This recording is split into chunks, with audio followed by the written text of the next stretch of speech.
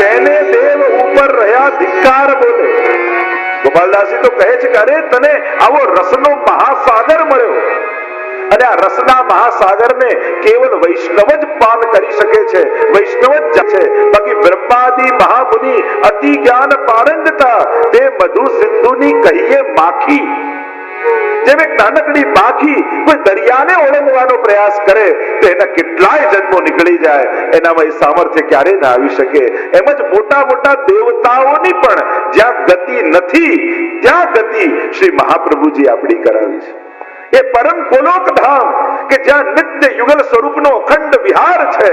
લોકો છેક અક્ષર બ્રહ્મ સુધી આવીને રોકાઈ જાય પણ એના પર એ લોકો પહોંચી શકતા નથી. પણ મહાપ્રભુજીની કૃપાથી આ દૈવી જીવને છેક નિત્ય લીલા ગોલોક ધામ સુધીનો અનુભવ મહાપ્રભુજીએ જીવને કરાવ્યો છે. અને એટલા માટે કહ્યું દેવી દેવ આરાધિકે. અને જ્યારે જીવ બ્રહ્મ સંબંધ લે અને ઠાકોરજીને છોડીને બીજે જાય ત્યારે દેવતાઓ પણ દુઃખી થતા હોય કે અમે જેની એક અધરામૃતની કણિકા લેવા માટે સદાય લાલાયિત રહીએ છે અને એ તને રોજ મળે છે અને છતાંય તું અમારી પાસે ભટકે છે, તારાથી મોટો બીજો મૂરખ કોણ હોય? કારણ કે અમે જેને ભજવા ઈચ્છીએ છીએ, અમે જેની ઝાંખી કરવા ઈચ્છીએ છીએ, છતાંય અમને થતી નથી. અને એ નિત્ય તને સેવા એ પ્રભુની ઘરમાં મળે છે, છતાંય તું એમને છોડીને તારા લૌકિક સ્વાર્થ, તારા લૌકિક ભયને કારણે ક્યાં ક્યાં ભટકે છે.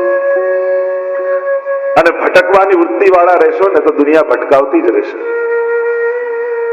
જે નહીં કરતા હોય ને એની સલાહ આપશે, આ બધું તો કરો પણ આ કર્યું, આ નૈવેદ્ય કર્યા, અહીંયા તેલ ચડાયું, અહીંયા કંકુ ચડાયું, બસ એટલે જ તકલીફ છે. અને માણસ દુઃખી હોય ને ત્યારે એની બુદ્ધિ ભ્રમિત થવા લાગે, તરત લલચાઈ જાય. દુઃખમાં સમજદાર વ્યક્તિની વધારે સમજ ખીલી જાય અને દુઃખમાં મૂર્ખ વ્યક્તિની બુદ્ધિ બિલકુલ બંધ થઈ જાય. જ્યારે વિપત્તિઓ આવે ને જેનો આશ્રય દ્રઢ છે એની શ્રદ્ધા વધતી જાય છે. હું તો ઘણા લોકોને જોઉં, ઘણા વૈષ્ણવને જોઉં, કેવી કેવી વિપત્તિઓ એના જીવનમાં આવે છતાંય ક્યારે એના મુખમાં ફરિયાદ ન હોય. સદા ઠાકોરજી બહુ કૃપા છે, ઠાકોરજી બચાવી લે છે, ઠાકોરજી દરેક જગ્યાએથી ઉગારી લે છે. એટલી સુંદર એમની સમજ છે, એની સમજ માટે આપણને આદર થાય. શ્રદ્ધા મજબૂત કરજો, ઠાકોરજી બધેથી તારશે.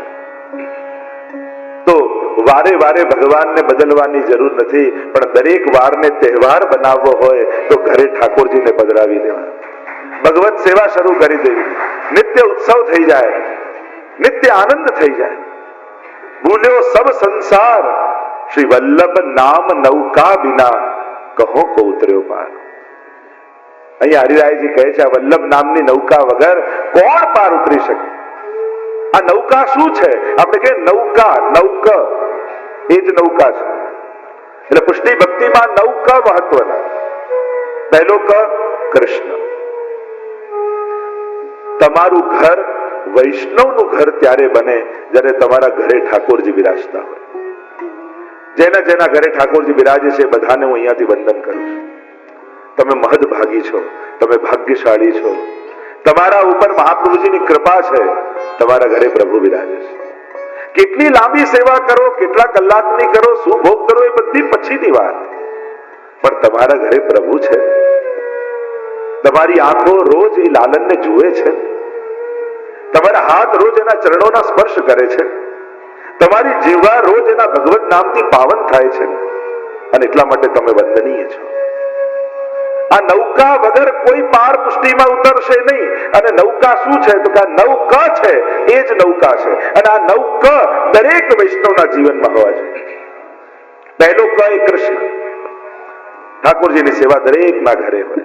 બધું જ વાંચી લો, બધું જ જાણી લો, બધું જ ભાગવતજી, ગીતાજી બધું મોઢે કરી લો, પણ જો ઘરે ઠાકોરજીને મિશ્રી ભોગ ન કરી શક્યા તો સબ જ્ઞાન પોથી કો. પછી તો બધું એ પુસ્તકોનું જ્ઞાન છે. ઘરે વિરાજતા પ્રભુને કણિકા મિશ્રી ના આરોગાવી શક્યા. તો પહેલો ક એ કૃષ્ણનો, નૌક. બીજો ક એ કાલિંદીનો, શ્રી યમુનાજી. કારણ ભક્તિના દાત્રી શ્રી યમુનાજી છે. શ્રી યમુનાજી કાલિંદીની કૃપા થાય તો ઠાકોરજીમાં પ્રેમ વધે. તો કૃષ્ણ પ્રેમ જાગૃત થાય. અને સંયોગીની શક્તિ છે ને આપણા ભક્તિમાં આવતા સર્વ પ્રતિબંધોની નિવૃત્તિ કરી અને યમુનાજી ઠાકોરજી તરફ લઈ જાય છે. પ્રતિબંધો નહીં આવે એમ નથી, દરેકના જીવનમાં અનેક પ્રકારના પ્રતિબંધો અને વિક્ષેપો હોય છે, પણ જે યમુનાજીનું આરાધન કરે છે, યમુનાજી એના સમસ્ત પ્રતિબંધો નિવૃત્ત કરી એને કૃષ્ણ ભક્તિમાં જોડી દે છે. તો બીજો ક એ કાલિંદીનો ક છે, ત્રીજો ક્ર એ કથાનો ક છે. સેવા અને કથા એ વૈષ્ણવના જીવનમાં અનિવાર્ય છે. નિત્ય ભગવદ વાર્તા કરવી. એક સંકલ્પ કરો, ચંપારણમાં આવ્યા છો તો રોજ કોઈ પણ એક પુષ્ટિ માર્ગીય ગ્રંથ અથવા પુસ્તકનું એક પાનું વાંચીશ. ચલો તમને વધારે વાંચવામાં કદાચ તકલીફ પડે છે, એક નિયમ કરો, રોજ એક વાંચીશ. અને જો કદાચ રોજ એક વાર્તા વાંચી શકો તો સર્વોત્તમ છે. રોજ એક નક્કી કરો કે એક વૈષ્ણવની વાર્તા, 84 વૈષ્ણવ અથવા 252 માંથી એક વૈષ્ણવની વાર્તા વાંચીશ. કથા કોઈ ભગવદીના મુખે, કોઈ આચાર્યોના મુખે ઠાકોરજીની વાતો સાંભળો, પ્રભુની ચર્ચા સાંભળો. કારણ કે આ ભગવત કથા સર્વ કલ્મશોને ધોઈ નાખનારી છે. ગોપી ગીતમાં ગોપીજનો કહે છે ને,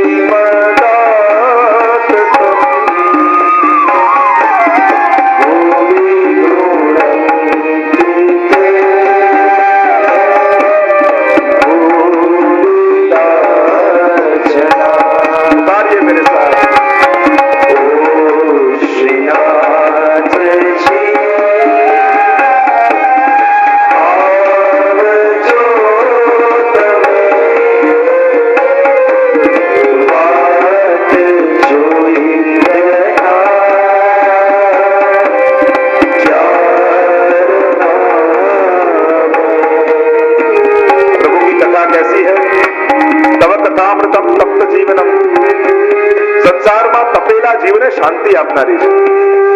કલ્મષાપહમ, અંતઃકરણમાં રહેલા સર્વ કલ્મશોને ધોઈ નાખનારી છે. કથા સાંભળતા સાંભળતા મન પવિત્ર બને છે. જેટલી ભગવત કથા સાંભળશો એટલું તમારું અંતઃકરણ પવિત્ર બનવા લાગશે, સ્વચ્છ બનવા લાગશે. શ્રીમદાતમ, શ્રીને આપનારી છે. અને ભૂરિદ જનો સદા એનું ગાન કરે છે. તો નવકામાં, નવ કમાં ત્રીજો ક છે વૈષ્ણવના જીવનનો, એ છે કથા. ભગવદ કથા